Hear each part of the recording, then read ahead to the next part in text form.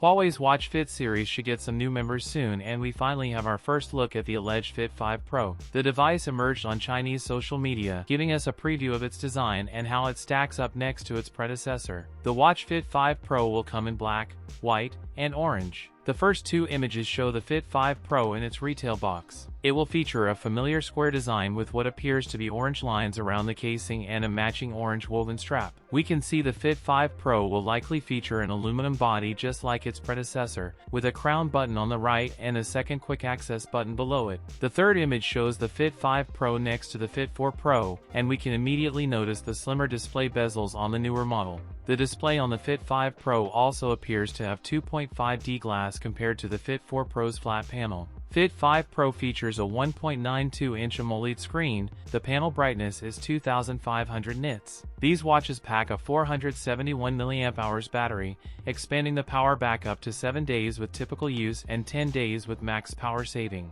That's it for today's video. If you enjoyed it, don't forget to like, comment, and subscribe for more content. Thanks for watching, and I'll see you in the next one.